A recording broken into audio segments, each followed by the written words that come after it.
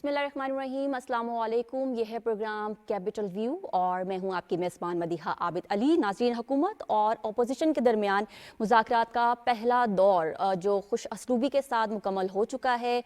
कौमी असम्बली के स्पीकर अयाज सादिक और PTI के रहनुमा असद कैसर ने इन मुज़ाकरात को मुस्बत करार दिया है और इसका आगाज़ भी खासा मुस्बत ही नज़र आया है। मुस्बत तब्दीली यह है कि PTI ने हुकूमत से मुज़ाकरात का आगाज़ करके हुकूमत के मैंडेट को तस्लीम कर लिया है और साथ ही PTI के पास नशिस्तों का तकाजा और धांधली के इल्ज़ामात का कोई जवाब नहीं रहा है। इसी के साथ ये भी ख़बर है कि अभी वज़ीर मुमलिकत और वज़ीर आज़म के दरमियान जो मुलाकात हुई है उसमें ये कहा गया है कि मुल्क की तरक्की के लिए मिलकर आगे बढ़ेंगे और इसी अज़म का जो है अयादा किया गया है।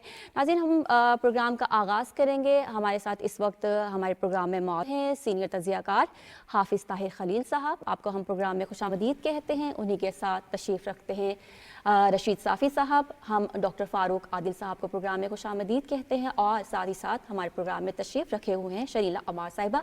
सबसे पहले गुफ्तगू के सिलसिले का आगाज़ हम हाफिज़ साहब से कर लेते हैं। हाफिज़ साहब, ये मुज़ाकरात का जो आगाज़ हो गया है, हुकूमत भी मिल बैठी है, अपोजिशन भी मिल बैठी है, एक ख़ासी अच्छी जो तस्वीर हमें आज दिखाई दी हैं। क्या कहेंगे, आपका इस बारे में क्या ख्याल है कि क्या इससे आप सियासी और मुआशी इस्तेहकाम मुल्क में आता देख रहे हैं? देखें, बात यह है कि ये मुज़ाकरात जो हैं वो इस लिहाज से एक अच्छी पेशरफ्त करार दी जा रही है कि बहरहाल मसाइल को बातचीत के ज़रिए ही हल होना है और हल होना चाहिए। दूसरा ये है कि हुकूमत की जानिब से मुज़ाकरात की ये जो पेशकश थी ये कोई पहली दफ़ा नहीं थी, बल्कि आपको याद होगा कि जब मियाँ शहबाज शरीफ अपोजिशन लीडर थे 2018 में, उन्होंने ख़ुद उस वक्त के जो प्राइम मिनिस्टर थे उनको ये पेशकश की थी कि आएँ मुल्क में मईशत की जो हालत ख़राब है उसके लिए हम मिसाक कर लेते हैं, लेकिन उन्होंने बातचीत से इनकार कर दिया था।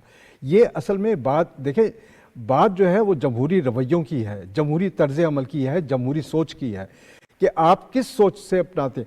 PTI का अब तक जो तर्ज़ अमल रहा है या PTI के बानी का जो तर्ज़ अमल रहा है, उन्होंने तो हमेशा बात ये की है कि हम मुज़ाकरात उससे करेंगे जो बाइख्तियार होगा। हालांकि उनको हमेशा ये कहा जाता रहा कि मुज़ाकरात जो है पार्लियामेंट का फोरम है, पार्लियामेंट में आप बैठे हैं और यहीं से ही बात जो है आगे चलेगी।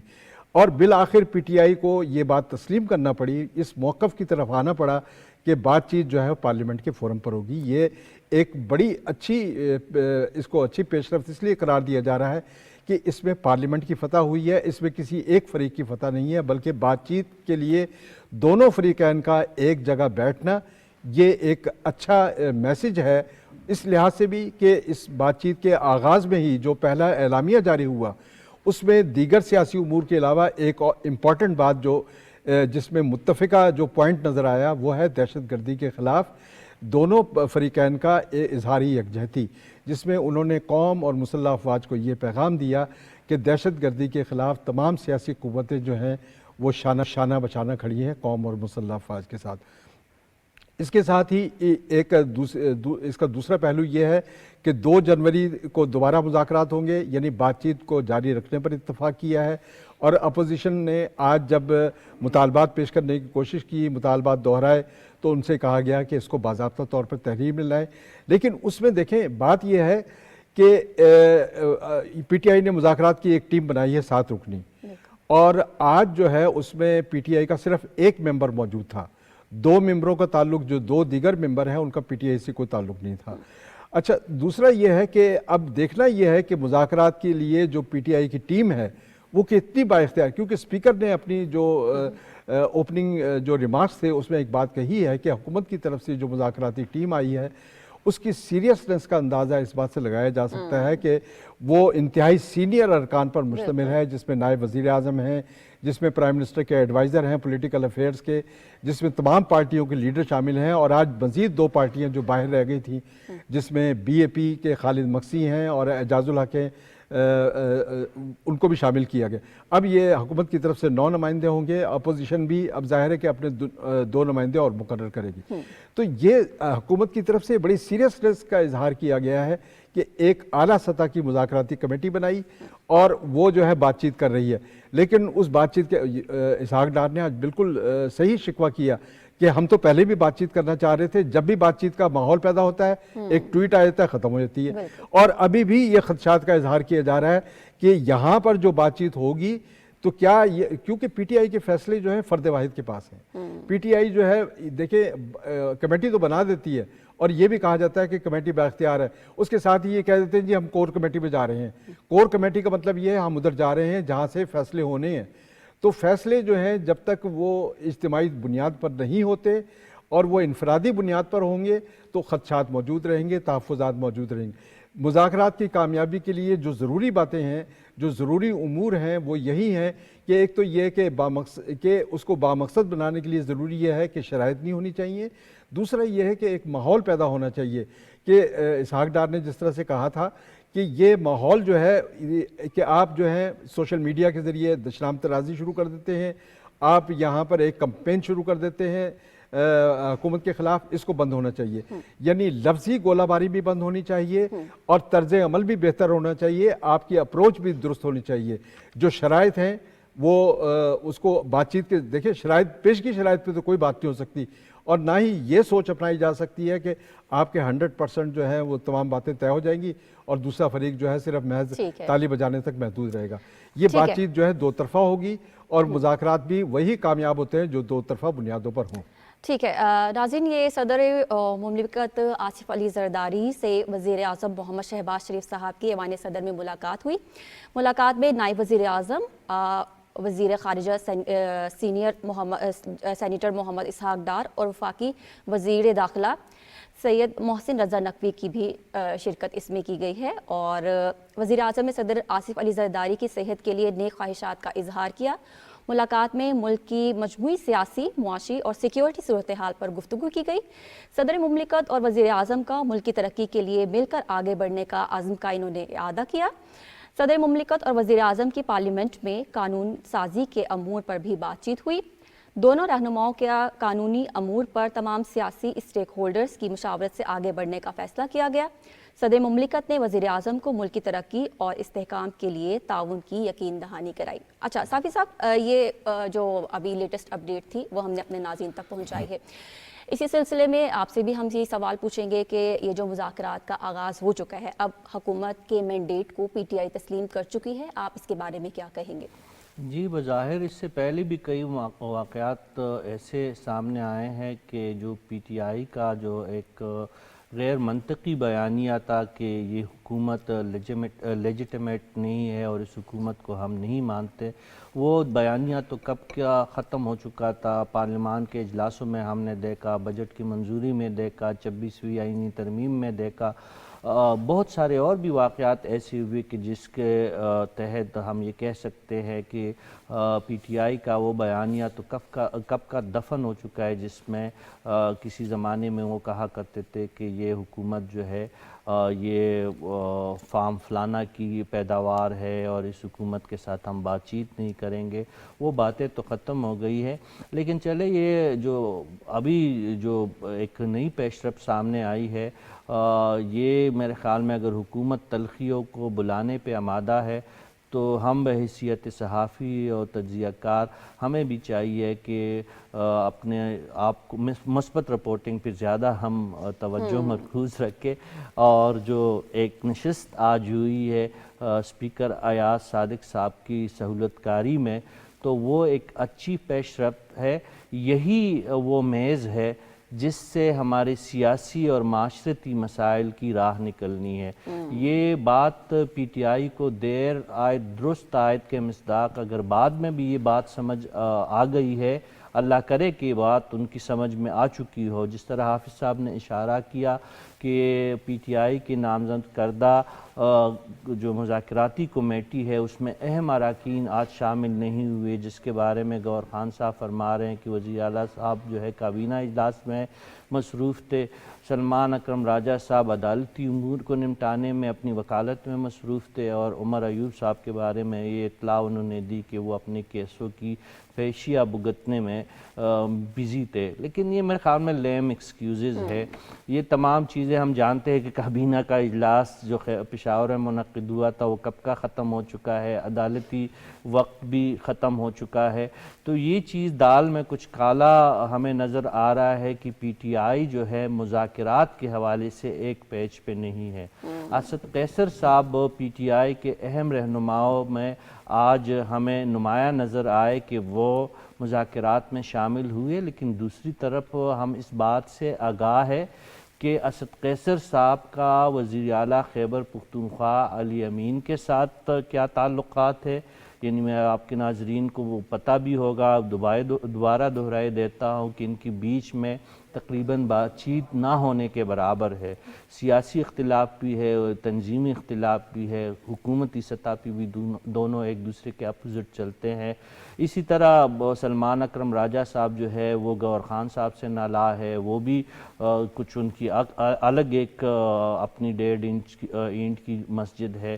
اور عمر ایوب صاحب تو وہ تو گور ایوب صاحب کے فرزند ہے اور ایوب خان صاحب کے پوتے ہیں، تو ان کی تو ایک الگ ٹور ہوتی ہے، وہ اپنے طور پہ وہ بہت بڑے لیڈر ہے. تو یہ پی ٹی آئی کی تنظیمی سقم جو ہے اس کی وجہ سے مجھے یہ بات جو ہے خدشات نظر آ رہے ہیں کہ مذاکرات کا عمل جو ہے اگر کوئی معاوضہ ہو جائے تو کامیاب ہو جائے، لیکن یہ مذاکرات کی کامیابی اسپیشلی پی ٹی آئی کی طرف سے جو ابھی ہمیں جو ایک ٹیم نظر آئی ہے، یہ اس ٹیم کے بس کی بات نہیں ہے. اسد قیصر صاحب کے حوالے سے عمران خان صاحب کے خیالات کچھ بہت زیادہ اچھے نہیں ہیں. اسی طرح باقی 2 حضرات جو ہے وہ پارٹی سے باہر کے لوگ ہیں، ان کی بات کو بھی عمران خان صاحب کوئی زیادہ وقت نہیں دیتے.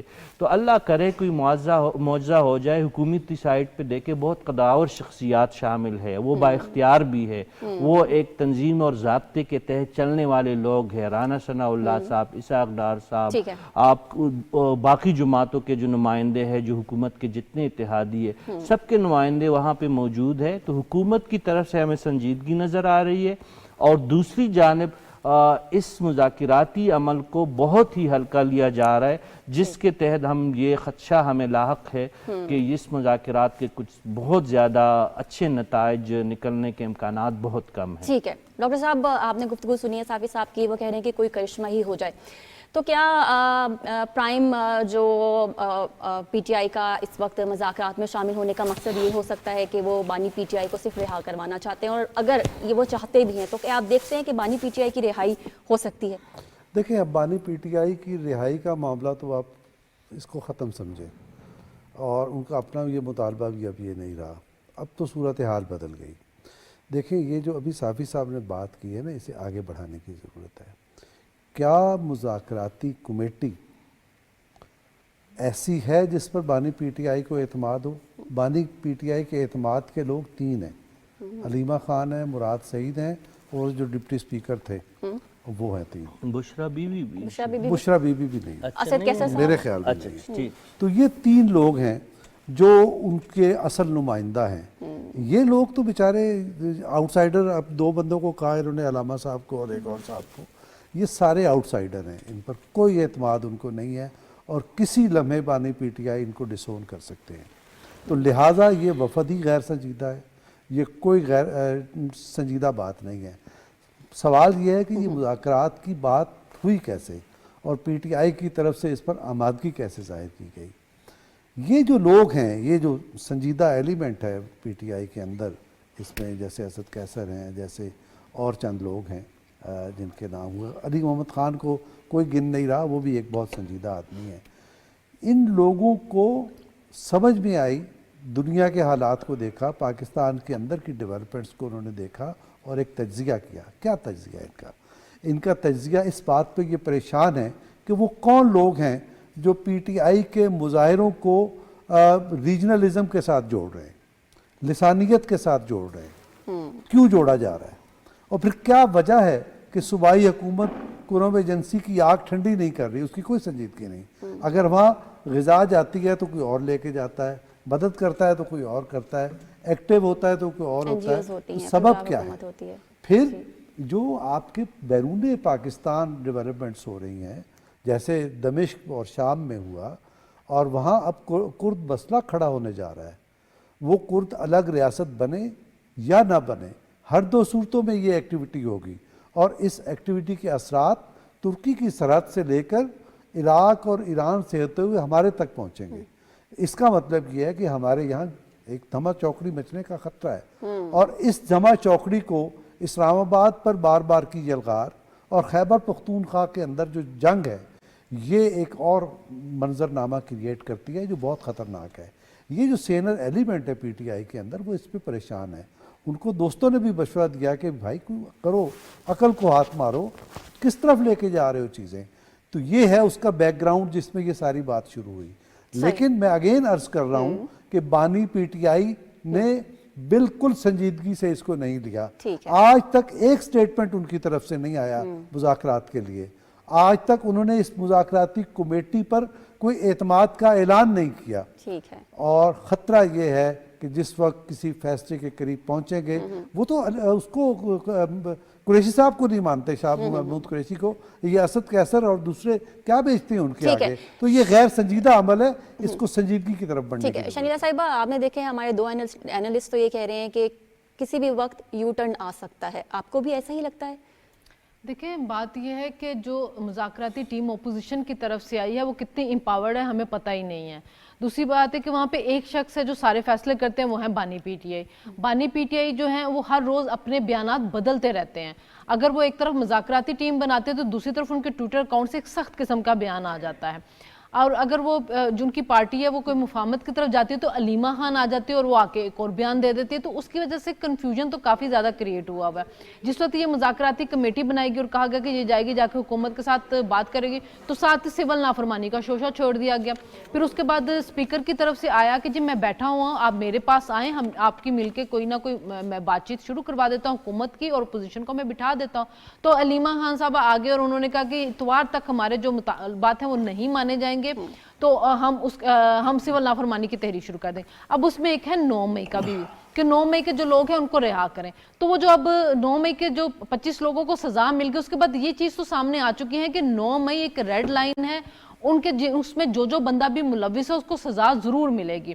تو اب جو اپوزیشن کے کچھ لوگ ہیں جو جنرل فیض حمید کی چارج شیٹ ہونے کے بعد جن کو اپنے سروائیول کی پڑی تھی، ان میں سے کچھ لوگ ضرور چاہتے ہیں کہ مذاکرات ہوں حکومت کے ساتھ، لیکن ان میں سے بہت سے لوگ یہ بھی چاہتے ہیں کہ مذاکرات بالکل بھی نہ ہوں، کیونکہ بانی پی ٹی آئی کو چھڑوانا جو ہے نا، اب ان میں سے زیادہ تر لوگوں کا مطمع نظر نہیں رہا ہے. وہ اپنی کرسیوں کو، اپنی ممبرشپ کو بچا رہے ہیں. بہت سے جو پہلی دفعہ پارلیمنٹ کے اندر پہنچے ہیں تو وہ تو چاہیں گے کہ ہم اپنا ٹینیور پورا کریں اور ہم کچھ وہاں پہ ڈیولپمنٹ کے کام کر کے تاکہ اگلی دفعہ بھی جیت کے آ سکیں. تو وہ تو اب اس طرف نہیں جا رہے ہیں، اسی وجہ سے وہ مذاکرات کی طرف جا رہے ہیں. لیکن ووٹ بینک جو ہے، وہ پاپولیرٹی جو ہے وہ بانی پی ٹی آئی کی ہے، اور بانی پی ٹی آئی نے جب بھی اپنا کچھ سخت پیغام دینا تو علیمہ خان کے ذریعے دیتا ہے. تو اس وجہ سے ابھی کچھ ہم نہیں کہہ سکتے کہ یہ اپوزیشن کی جو جماعت ہے وہ حکومت کے ساتھ بیٹھتی ہے. 2 جنوری کو دوبارہ ان کا ہوتا ہے، وہاں پہ وہ ریٹرن اپنے جو ہے ڈیمانڈز ان کو دیتی ہیں اور اس پہ اوپر بات چیت شروع ہوتی ہے. تو بانی پی ٹی آئی ہو سکتا ہے کوئی نیا شوشہ چھیڑ دیں جیل کے اندر سے بیٹھے ہوئے جو علیمہ خان کے ذریعے آ جائے اور معاملات وہیں پہ چلے جائیں زیرو پہ جہاں سے سٹارٹ ہوئے تھے. تو اس کے لیے ضروری یہی ہے کہ اگر بانی پی ٹی آئی کی طرف سے کوئی بیان آتا ہے جو علیمہ خان کی صورت میں آئے گا، جس میں وہ کہیں گے کہ ہاں جی میری یہ ٹیم ہے، میں نے اس کو مینڈیٹ دیا ہے، یہ جائے جا کے حکومت سے میرے بہاف پہ مذاکرات کرے، جو معاملات بھی ہوں گے میں اس کو سپورٹ کروں گا، تو شاید اس کے اندر کوئی سنجیدگی نظر آئے. ورنہ آج بھی آپ ان کی غیر سنجیدگی کا حال دیکھ لیں کہ 3 لوگ پہنچے ہوئے تھے، حکومت کی طرف سے تمام لوگ پہنچے ہوئے ہیں. ظاہر ہے کہ حکومت ہے، اس نے اپنا دل بڑا کیا ہے ان کی تمام حرکتوں کے باوجود کہ گولیاں بھی انہوں نے خود ہی اپنے ورکروں کے اوپر چلائی اور اس کا ایک بیانیہ بنا لیا گولی کیوں چلانے والا، اور اس کے بعد بھی پھر وہ ان کے ساتھ مذاکرات پہ بیٹھ رہی ہے اور ان کو کہہ رہی ہے کہ آپ آئیں، سیاسی دھارے کے اندر آئیں. لیکن ان کی طرف سے ابھی تک غیر سنجیدگی جو ہے وہ دکھائی جا رہی ہے. تو یہ معاملات واقعی یو ٹرن کی طرف جا سکتے ہیں کیونکہ اس پارٹی کی غیر سنجیدگی جو ہے نا وہ معاملات کو ہمیشہ خراب کرتی ہے. ٹھیک ہے حافظ صاحب، دوبارہ سے ایک راؤنڈ کوئک لے لیتے ہیں. اب شنیلا صاحبہ ہماری تیسری اینالسٹ ہو گئی ہیں جنہوں نے کہا ہے کہ معاملات یو ٹرن کی طرف جا سکتے ہیں. آپ اس بارے میں کیا کہہ رہے ہیں کہ بانی پی ٹی آئی کو واقعی یہ جو مذاکراتی کمیٹی کے اراکین ہیں ان کے اوپر یقین نہیں ہے؟ دیکھیں، ان کے بارے میں یقین سے کوئی بات بھی نہیں کہی جا سکتی، کیونکہ سیاست میں ان کا جو طرز عمل ہے یا جو ان کی طرز سیاست ہے وہ ہمیشہ غیر یقینی کیفیات کا شکار رہی ہے، اور یہی وجہ ہے کہ ان کے بارے میں یہ ایک تاثر عمومی طور پر پایا جاتا ہے کہ ان کا جو بیانیہ ہے وہ ایک دن کچھ اور ہوتا ہے، دوسرے دن کچھ اور ہوتا ہے، اور یہی وجہ ہے کہ کل تک وہ کہہ رہے تھے کہ مذاکرات میں کرنا ہی نہیں چاہتا ان سے، اور وہ ان سے ہاتھ ملانا ہی نہیں چاہتے تھے، لیکن آج وہ یو ٹرن لیا، مذاکرات پر انہوں نے کمیٹی بنائی، اور ابھی یہ پتہ نہیں ہے کہ یہ کمیٹی کتنی با اختیار ہے۔ یہی میں نے پہلے بھی عرض کی تھی کہ جب تک اس غیر یقینی صورتحال کا خاتمہ نہیں ہوگا کہ اس کمیٹی کے فیصلوں کو تسلیم کیا جائے گا، یا جو پی ٹی آئی کی جو مذاکراتی کمیٹی جو ہے اندر بات چیت کر رہی ہے وہ بات چیت جو ہے وہ بانی بھی مان لیں گے اور وہ فیصلے وہ بھی تسلیم کر لیں گے، اس بات پہ کوئی بھی مطلب کمیٹی کا کوئی رکن جو ہے وہ اس بات کو تسلیم کرنے کے لیے تیار نہیں ہے۔ یہی وجہ ہے کہ خدشات کی صورت جب تک یہ تحفظات اور خدشات دور نہیں ہوتے، مذاکرات کی کامیابی کے بارے میں کوئی بات یقینی طور پر نہیں کہی جا اچھا سکتی۔ صافی صاحب، ہو سکتے ہیں کمیٹی کے فیصلوں کو تسلیم کیا جا سکتا ہے پی ٹی آئی کی جانب سے؟ دیکھیں، سیاست میں کوئی حرف آخر نہیں ہوتی۔ رانا ثناء اللہ صاحب نے آج بڑی اچھی باتیں کی، ان کا یہی کہنا تھا کہ دیکھیں مذاکرات تب کامیاب ہوتے جو کچھ لوگ کے اصول پہ اگر بات ہو۔ اگر پی ٹی آئی واقعی سیاسی مفاہمت چاہتی ہے تو اس پہ ان کو کئی چیزوں پہ کمپرومائز کرنا پڑے گا، اور جو چیزیں قانونی اور آئینی طور پر حکومت کے اختیار میں نہیں ہیں، اگر اس حوالے سے وہ مطالبات نہیں کریں گے اور کھلے دل سے مذاکرات کو دل و دماغ سے قبول کر کے آگے بڑھنے کی کوشش کریں گے، تو حکومت کی طرف سے تو ہمیں سنجیدگی نظر آ رہی ہے۔ میں نے آپ کو پہلے بتایا کہ بہت ایک بڑا وفد یا جو ایک مذاکراتی کمیٹی آپ ان کو کہہ لیں، اسپیکر ایاز صادق صاحب جو اسمبلی کے کسٹوڈین ہیں، ان کی سربراہی میں ان کی سہولت کاری میں اگر یہ اقدام ہو رہا ہے تو اس سائٹ سے تو سنجیدگی ہے۔ لیکن وہی بات جو سارے دوست اس پینل کے کہہ رہے ہیں کہ آخری جو اس پہ مہر تصدیق ثبت ہوگی وہ اڈیالہ جیل سے ثبت ہوگی، تو سب سے بڑا کوسچن ہمارے سامنے وہی ہے۔ ایک سائٹ سے ہمیں کلیئرٹی نظر آ رہی ہے کہ حکومت چاہتی ہے کہ سیاسی فضا مزید مکتر نہ ہو اور سیاسی مفاہمت ہو جائے، لیکن دوسری سائٹ پہ اگر کمیٹی کے لوگ ہی متفق نہیں ہیں، اول تو وہ ایک مسئلہ ہے، اس کے بعد اگر کوئی معاوضہ ہو جائے اور مفاہمت کی کوئی راہ نکلتی ہے تو وہ سوال تب تک برقرار رہے گا، اور ہم حتمی طور پر کچھ بھی نہیں کہہ سکتے جب اڈیالہ جیل سے اس پہ اس کی منظوری یا اپروول نہیں آتی۔ تو یہ تمام چیزیں بہت قبل از وقت ہے۔ 2 جنوری کو ہم نے دیکھنا ہے کہ کمیٹی کے کتنے اراکین شامل ہوتے ہیں، اس دن کس کس کی پیشی نکلتی ہے، کس کس کی جو ہے کابینہ میٹنگز نکلتے ہیں، تو وہ بات کی باتیں ہیں۔ 2 جنوری کے بعد ہم اس بات کے لیے ہمیں کچھ نہ کچھ ہمیں مزید کلیئرٹی نظر آئے گی، کلیئرٹی ہو جائے گی۔ ٹھیک ہے ڈاکٹر صاحب، کیا واقعی پی ٹی آئی سیاسی مفاہمت چاہتی ہے، معاشی ترقی چاہتی ہے، یا سیاسی استحکام چاہتی ہے، یا ایسے ہی عدم استحکام کی صورتحال قائم رہے گی؟ 2 باتیں ہیں نا مدیحہ، کہ کیا سیاسی استحکام انہوں نے اپنے دور حکومت میں قائم کیا تھا یا مسلسل ایسے اقدامات کیے جس سے استحکام قطعہ پانچہ ہو جائے؟ کیا انہوں نے اپنے دور حکومت میں معیشت کو مستحکم کرنے کی کوئی سنجیدہ کوشش کی تھی یا نہیں کی تھی؟ یا جب بعد میں جب پی ڈی ایم کی حکومت بنی یا اب حکومت بنی ہے تو ان مراحل پر انہوں نے، معیشت تو ملک کی ہوتی ہے نا، حکومت کی نہیں ہوتی، تو ملک کی معیشت کے ساتھ سنجیدگی کا مظاہرہ کیا یا اس کے خلاف سازشیں کی؟ تو ہم جانتے ہیں کہ سازشیں کی، تو لہٰذا اس سارے معاملے میں تو ان کی کوئی سنجیدگی ابھی تک سامنے نہیں آئی۔ اب رہ گئی مذاکرات کی بات جس کا آپ ذکر کر رہی ہیں۔ 2 سٹیٹمنٹ ہیں آج کے، جو عارف علوی صاحب ہیں ان کا آج کا سٹیٹمنٹ یہ ہے کہ مذاکرات تو انہی سے ہوں گے طاقت جن کے ہاتھ میں ہے۔ یہ آج کی بات ہے، آج جس دن مذاکرات ہو رہے ہیں وہ یہ بات کہہ رہے ہیں، اور اس کا مطلب یہ ہے کہ مذاکرات کی کمر میں وہ چھرا گھونپ رہے ہیں، پہلی بات۔ دوسری بات، وہ بھی آج ہی کا سٹیٹمنٹ ہے خیبر پختونخوا کے وزیر اعلیٰ علی امین گنڈا پور صاحب نے معذرت کی ہے کہ میں مذاکراتی کمیٹی میں شریک نہیں ہونا چاہتا۔ اب اس میں ایک نازک بات ہے۔ نازک بات کیا ہے؟ نازک بات یہ ہے کہ اگر بانی پی ٹی آئی نے کمیٹی فارم کی ہے اور اس میں علی امین گنڈاپور کا نام ڈالا ہے، تو کیا علی امین گنڈاپور میں اتنی جرت ہے کہ وہ بانی پی ٹی آئی کی نامزدگی کو ریجیکٹ کر دیں؟ دراصل یہ وہ ہے نا کہ تیری صورت میں مضمر تھی ایک صورت خرابی کی، تو یہ تو اس سارے عمل میں ان کی مذاکراتی جو پوری اسٹریٹجی ہے اس کے اندر یہ خرابی ہے۔ صحیح۔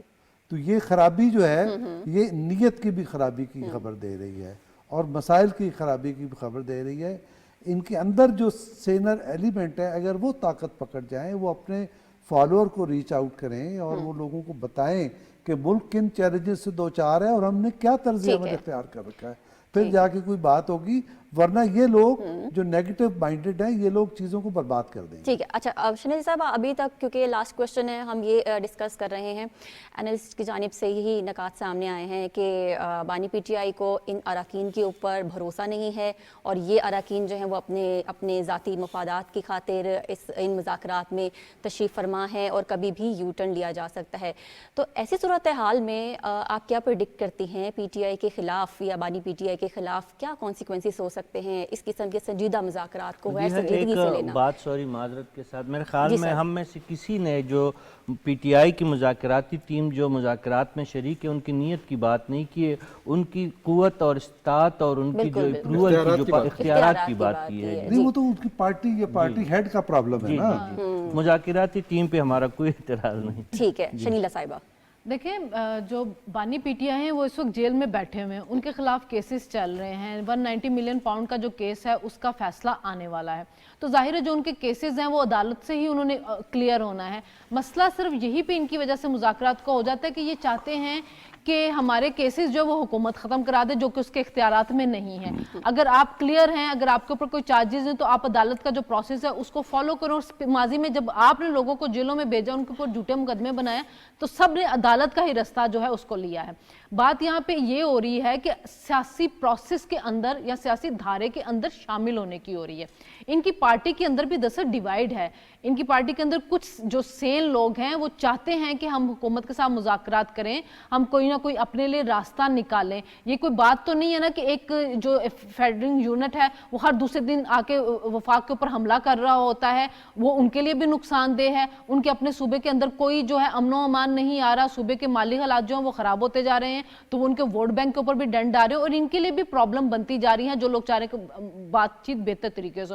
لیکن بانی پی ٹی آئی جو فرسٹریٹ ہو چکے ہوئے ہیں اور وہ چاہ یہ رہے ہیں کہ شاید میں یہ دھرنے اس کے ذریعے میں پریشر ڈالوں گا اسٹیبلشمنٹ کو تو میرے کو لیے راہ نکل جائے گی، جبکہ اسٹیبلشمنٹ بھی یہ کہہ رہی ہے کہ حکومت کی طرف جائیں۔ تو نتائج تو ان کو پہلے سے وہ بھگت رہے ہیں اپنے تمام حرکات کی وجہ سے۔ 9 مئی کا پھر اس کے اوپر جا کے 26 نومبر بھی کر دیا، وہ کہہ رہے ہیں اگر مزید وہ سیاسی پروسیس سٹارٹ نہیں کریں گے اور اسی طرح کی ایکٹیویٹی جاری رکھیں گے تو پھر ان کے خلاف چارج شیٹ بڑھتی رہے گی۔ ابھی انہوں نے خود سوچنا ہے کہ وہ کیا کرنا چاہتے ہیں، اپنے سیاست کے ساتھ بالکل ختم کرنا چاہتے ہیں، بند گلی میں لے کے جانا چاہتے ہیں، یا وہ سیاسی قوتوں کے ساتھ مل کے اس ملک کے اندر کوئی سیاسی استحکام لانا چاہتے ہیں، وہ اب انہوں نے خود سوچنا ہے۔ ٹھیک ہو گیا ناظرین، اب ہم اپنے اگلے ٹاپک کی جانب بڑھیں گے۔ کورونا ایمرجنسی کی ہم بات کرتے ہیں، ادویات کی اور خوراک کی شدید قلت ہو گئی، لیکن ایسی صورتحال میں حکومت نے اور وفاق نے آگے قدم بڑھایا ہے، ادویات وہاں پہ بھیجی گئی ہیں اور اس کے علاوہ جو خوراک کی کمی وہاں پر دیکھی گئی وہ بھیجی گئی۔ ہم نے یہ دیکھا کہ وہاں لینڈ سلائیڈنگ ہوئی، صورتحال بہت خراب ہو گئی۔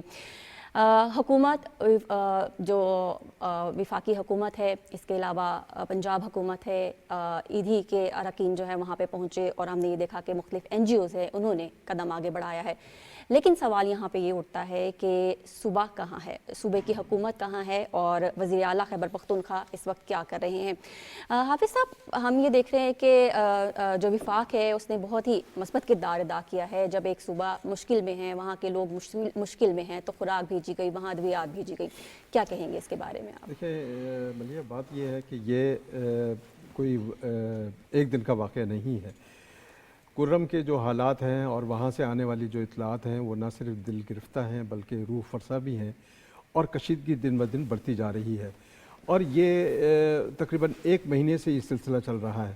لا اینڈ آرڈر بنیادی طور پر صوبائی حکومت کی ذمہ داری ہوتی ہے۔ لیکن وفاقی حکومت نے اس میں پیش رفت کی اور پہلے دن سے ہی وفاقی حکومت اس معاملے کو حل کرنے کے لیے صوبائی حکومت کے ساتھ تعاون کرتی رہی ہے. لیکن بنیادی کام یہ تھا کہ چیف منسٹر فوری طور پر وہاں جاتے, وہاں جو متحارب گروپ ہیں, متحارب جو لوگ ہیں, جس کے بارے میں یہ کہا جا رہا ہے کہ وہاں کوئی دہشت گردی نہیں ہے بلکہ کچھ زمینوں کے تنازعات ہیں جس کی وجہ سے یہ واقعات بڑھ رہے ہیں, تو ضروری یہ تھا کہ وہاں کے لوگوں کو, مقامی لوگوں کو جرگے کے ذریعے جمع کیا جاتا اور اس کے لیے کوئی لائحہ عمل تلاش کر کے لوگوں کی زندگیوں کو پرسکون بنایا جاتا. لیکن ہم دیکھ رہے ہیں کہ حالات دن بدن بدتر ہو رہے. 200 بچوں کی ہلاکتیں, 200 بچوں کا جاں بحق ہونا, یہ بہت بڑا ہیومن کرائسس ہے اور اس پر تو ہماری روح کام جاتی ہے کہ بچے جو ہیں, جو ہمارا مستقبل ہے, وہ جا رہے ہیں, لیکن حکومت جو ہے, صوبائی حکومت ٹس سے مس نہیں ہو رہی اور وہاں پر زمینی راستے بالکل بند کر دیے گئے ہیں. اب صرف ایک فضائی سفر کے راستے ہیں. اگر حکومت چاہتی تو وہاں کا جو ایئرپورٹ ہے, کرم کا چھوٹا ایئرپورٹ, اس کو آپریشنل کیا جا سکتا تھا, وہاں چھوٹے طیارے اتر سکتے تھے, لیکن ایسا بھی نہیں کیا گیا. یہ سارے کام جو ہیں صوبائی حکومت کے ہیں, صوبائی انتظامیہ کے ہیں, لیکن وہاں جو صوبائی حکومت ہے اس کے پاس ایک ہی ایجنڈا ہے کہ اسلام آباد میں دھرنا دینا ہے, اسلام آباد پہ قبضہ کرنا ہے اور کس طرح سے ہم جو ہے وہ اگلا لائحہ عمل طے کریں گے, سول نافرمانی کو کیسے آگے بڑھائیں گے. بات یہ ہے کہ صوبائی حکومت جو ہے اگر اس میں غفلت کا مظاہرہ نہ کرتی تو یہ اتنا طویل دورانیہ نہ ہوتا, بلکہ یہ معاملات 1-2 دن میں ہی, پہلے بھی ہوتا رہا ہے پارا چنار میں, کوئی نئی بات تو نہیں ہے, لیکن معاملات جو ہیں 2-3 دن سے زیادہ نہیں بڑھ سکے. یہی وجہ تھی کہ جو سیاسی قوتیں ہیں یہ ان کی ذمہ داری بنتی ہے کہ وہ سامنے آئیں اور اس جو کشیدگی ہے اور اس تنازع کو ختم کرائیں. لیکن ایسا نہیں ہوا. یہ ترجیحات کی بات ہوتی ہے. اگر حکومت کی ترجیحات میں یہ شامل ہوتا کرم کا معاملہ, تو پھر وہ اسلام آباد 24 نومبر کو اسلام آباد آنے کے بجائے سیدھا پہلے کرم جاتے اور وہاں پر اس جھگڑے کو ختم کراتے اور وہاں امن و امان قائم کرنے پر توجہ دیتے. لیکن ایسا نہیں ہو رہا. اب ضرورت اس بات کی, دیکھیں اب اس میں یہ ہے کہ فیڈرل گورنمنٹ جو ہے ملوث ہوئی, ایپیکس کمیٹی کی میٹنگ ہوئی ہے 2 دن پہلے, انہوں نے کچھ امور طے کی ہیں.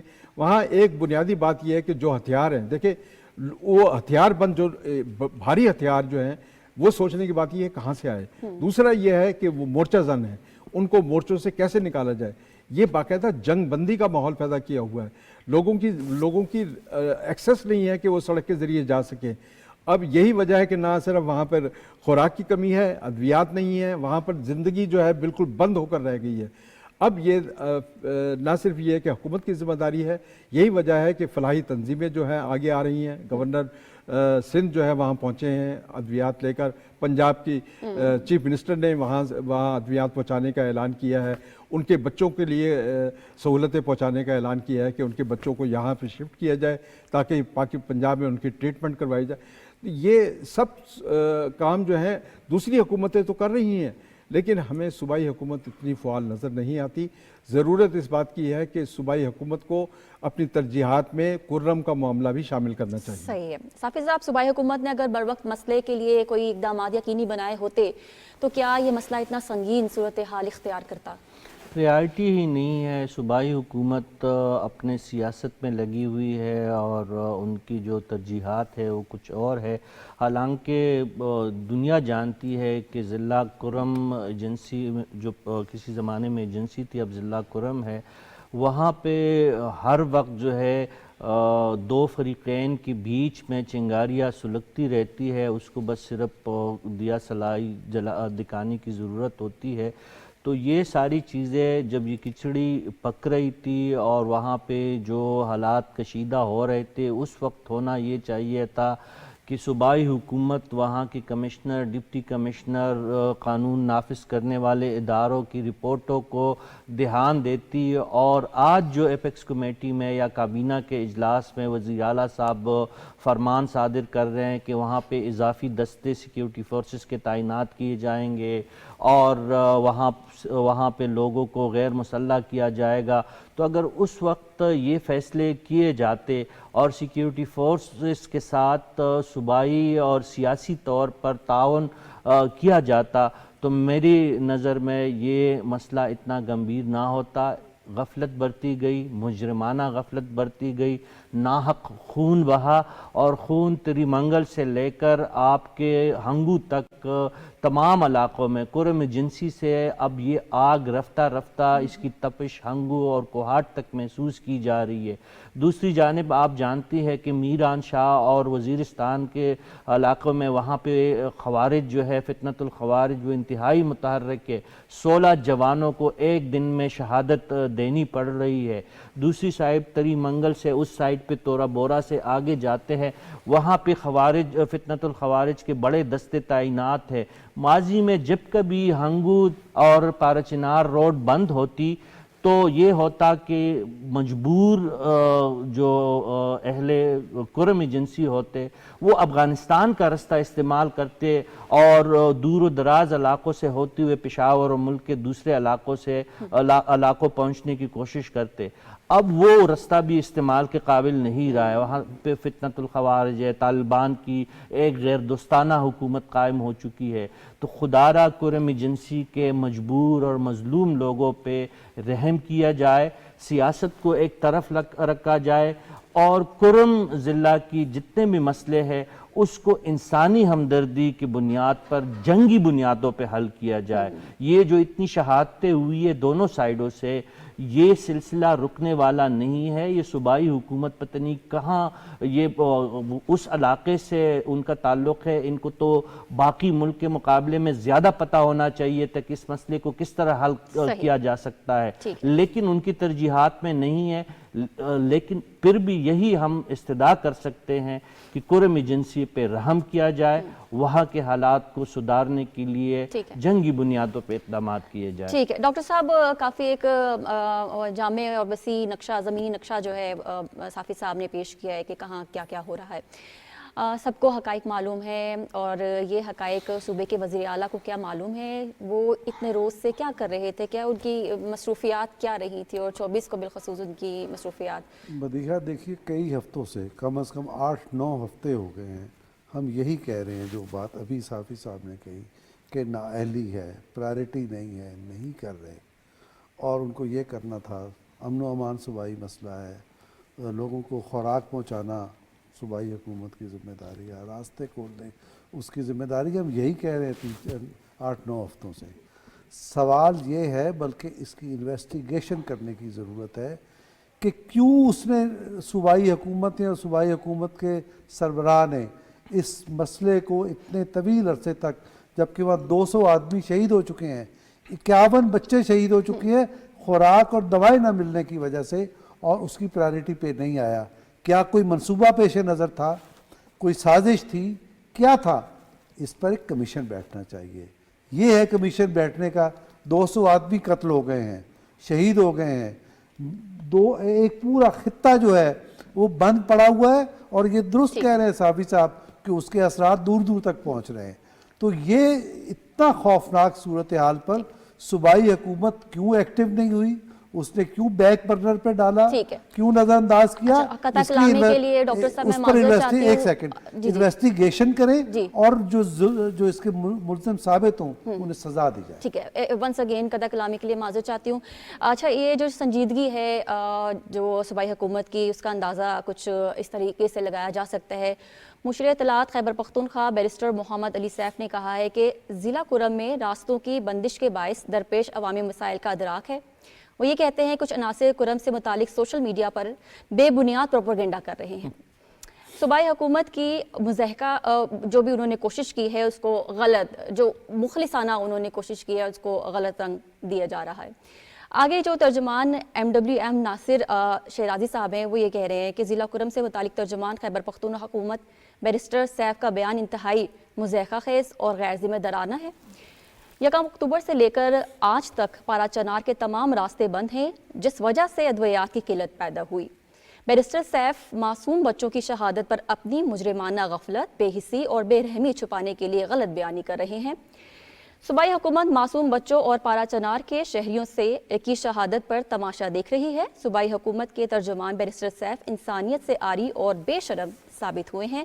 یہ ڈاکٹر ناصر شیرازی صاحب جو ہے یہ فرما رہی ہیں۔ یہ سنجیدگی شنیلا صاحبہ آپ کو کتنی نظر آ رہی ہے؟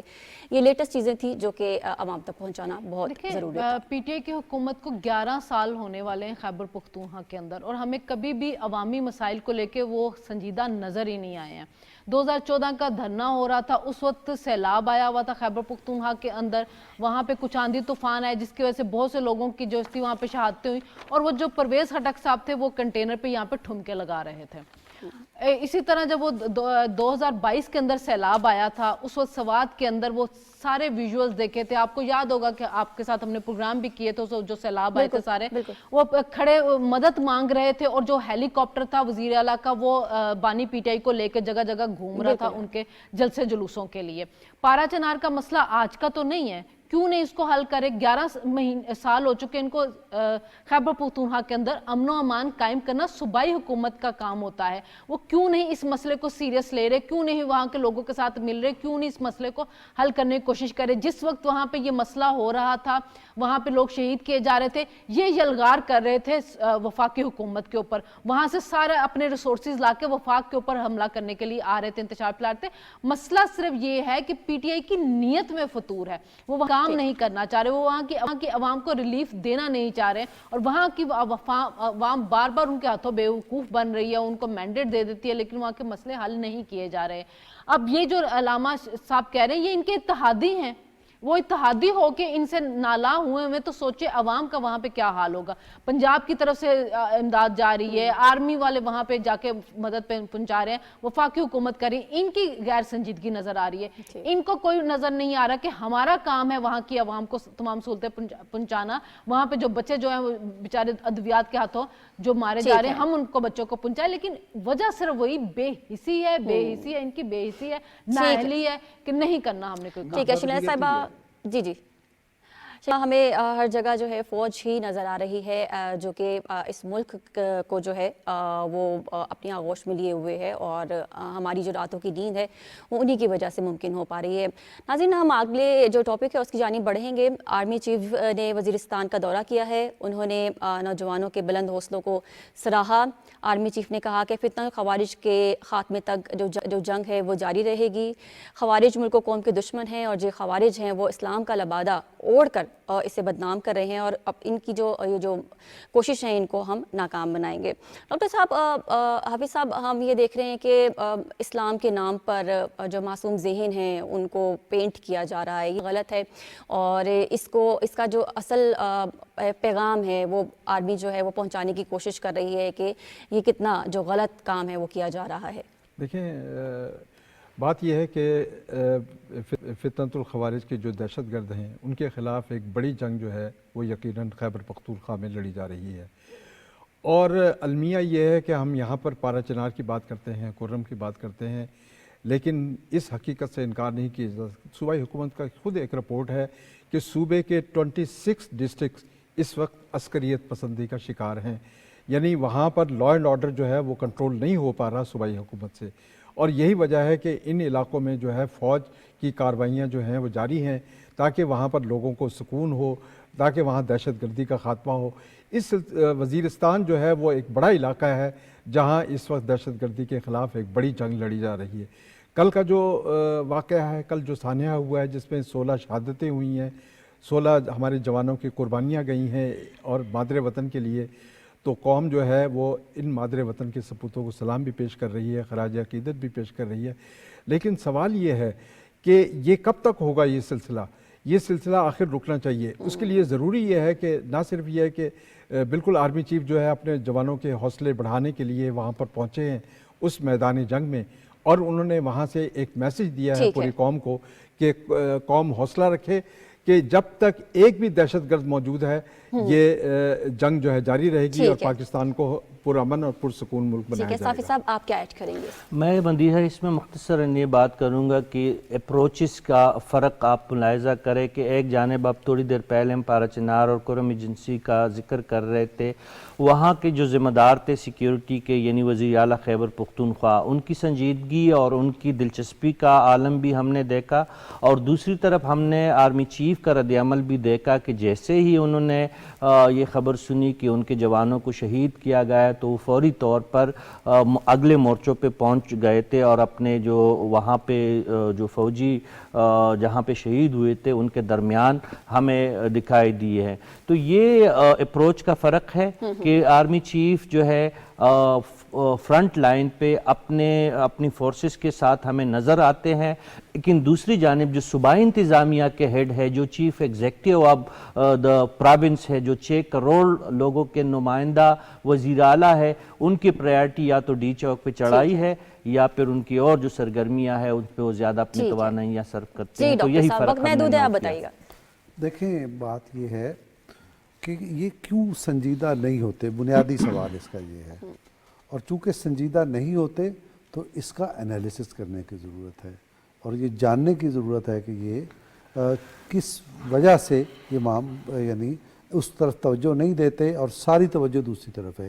یہ بات درست ہے کہ آرمی چیف وہاں گئے اور انہوں نے وہ کام کیا. میں یہ سمجھتا ہوں کہ یہ فتنۃ الخوارج ہو، قرم ایجنسی کا معاملہ ہو، اسلام آباد پر چڑھائی ہو، یہ سب انٹر کنیکٹڈ ہے، ایک سازش کی کڑیاں ہیں، ایک ہی مقصد ہے جس میں یہ سارے ملوث ہیں. اسی لیے میں بار بار مطالبہ کر رہا ہوں انویسٹیگیٹ کریں اور جو مجرم ثابت ہو اس کو سزا دیں. ٹھیک ہے شنیلا صاحبہ. دیکھیں ہماری پاکستان آرمی اور جو ہماری سول حکومت ہے وفاقی، وہ اس وقت ایک ہی پیج کے اوپر ہیں کہ ہم نے فتنۃ الخوارج کا جو ہے خاتمہ کرنا ہے. تو اس وقت عوام کو سوچنے کی یہ ضرورت ہے کہ ایک طرف جو ہیں وہ برسر پیکار ہیں کہ ہم نے ختم کرنا ہے فتنۃ الخوارج کو، اور دوسری طرف وہ صوبائی حکومت ہے اور وہ جو بانی پی ٹی آئی جو اس فتنۃ الخوارج کو اس پاکستان کے اندر لے کے تھے اپنے اس ڈیزائن کے لیے کہ ہم نے امن و امان یہاں پہ نہیں آنے دینا اور صرف ہم نے حکومت کرنی اور ہم نے باقی پارٹیوں کو ختم کرنا، اور آج عوام جو ہے اس کی وجہ سے سفر کر رہی ہے. تو لوگوں کو اب سوچنا ہوگا اور دیکھنا ہوگا کہ کون پاکستان کے ساتھ مخلص ہے، کون پاکستان سے دہشت گردی ختم کرنا چاہ رہا ہے، کون پاکستان کے لوگوں کو امن دینا چاہ رہا ہے. تو ان کو یہ فرق کرنا ہوگا. ٹھیک ہے، آج کے پروگرام میں شامل تمام اینالسٹ کا شکریہ. مجھے مدیحہ عابد علی کو اجازت دیجیے. اللہ حافظ. پاکستان پائندہ باد.